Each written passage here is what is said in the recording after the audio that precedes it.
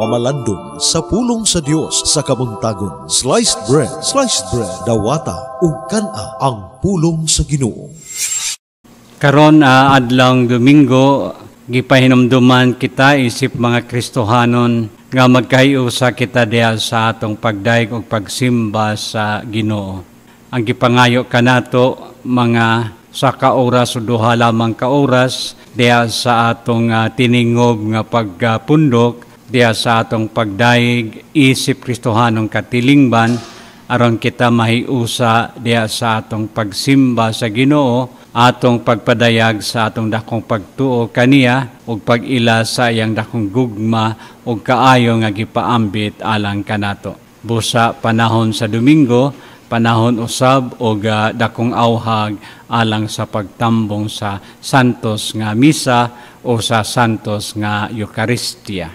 Niining maong Domingo ang ebanghelyo kinutlo gikan sa ebanghelyo ni San Marcos uluhan 10 mga tudling 46 ngadto sa 52. Ug nagahisgot kini mahitungod sa usa ka buta nga ginganlag Bartimeo.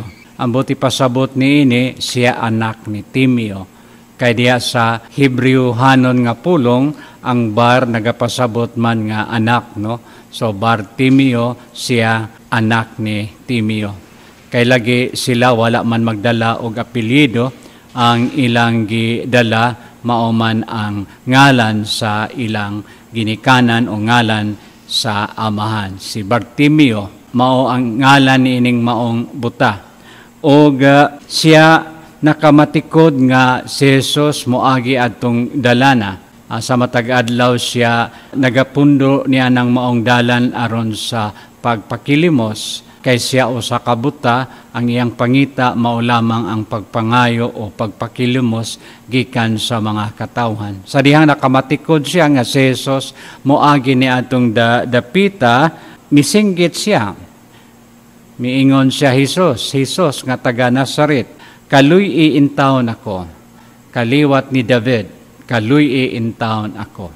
So iyang giila si Jesus nga mao ang Mesiya. Sa pag-ingon kaliwat ni David, ang saad nga Mesiya mao man ang kaliwat ni David. Kay si Jesus na tao sa Nazaret mao nga siya miingon, Jesus nga taga Nazaret, kaliwat ni David, kaluy iintawon ako.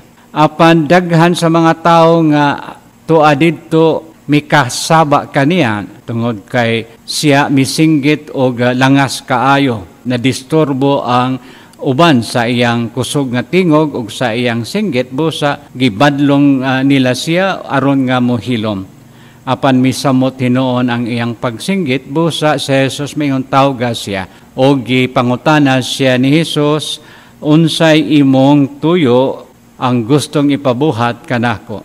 Og siya miingon, magtutudlo gusto unta ako nga makakita pag-usab. Unya miingon si Jesus, lakat na kay ang imong pagtuo nakaayo kanimo og niadtong panahona nakakita ang buta og naayo siya og mikuyog siya kang Hesus.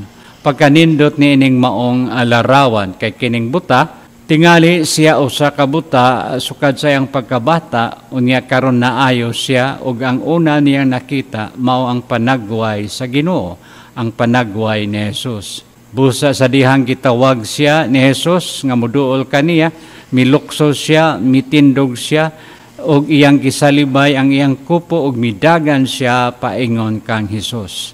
Ang buta midagan og karon midagan siya paingon kang Jesus taliwala sa iyang pagkabuta. Og giayo siya ni Jesus og na buka ang iyang mga mata. Kadaghan kanato maayo ang pananaw, apan buta kita sa pagbati, buta kita sa pagtuo, buta kita diha sa panginahanglanon sa uban.